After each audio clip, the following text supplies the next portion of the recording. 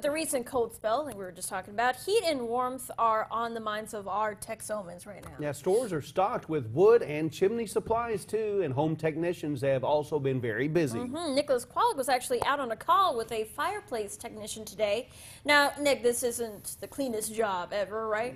No, but the tech I followed says he loves what he does and is happy to help keep fireplace users safe and warm.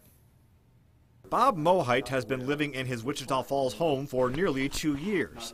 He hasn't used his fireplace since moving in, but the idea of putting it to use has come up recently. My wife likes it, and I don't like it because I gotta clean it. Mohite, who's now retired, spent most of his life in construction.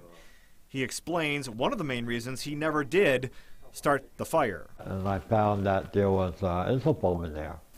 And you thought, what did you think when you realized that's what was in there? Well, you don't want to know what I thought. It did more harm than good, for sure. Mohite didn't need fireplace and chimney technician John Marshall to tell him how flammable that foam is, but he did want Marshall, who was recommended to him, to check things out and clean his fireplace in preparation for its first use. Doing about 5 jobs a day, Monday through Saturday. Marshall, who now owns Archangel's Safer Chimneys, has been in this line of work for about 10 years. It's different. You get to travel and go different places. You're not just doing the same thing at every job. Some of the things Marshall looks for is the amount of soot buildup, cracks, making sure the flue opens and shuts all the way, and anything blocking airflow.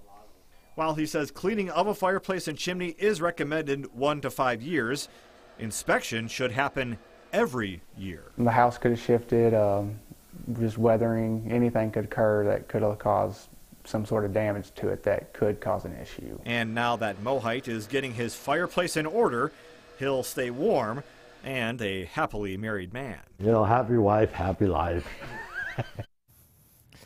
And the Chimney Safety Institute of America, which Marshall is certified by, does recommend that yearly inspection as the best way to avoid a chimney fire.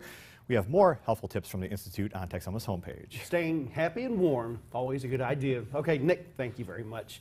According to the National Fire Protection Association, heating equipment is a leading cause of home fire deaths, but there are some simple steps that prevent most heat-related fires from happening. First, make sure you have at least one functioning smoke alarm on each level of your home. Before you purchase a space heater, make sure it has no recalls and that it has a tip-over switch.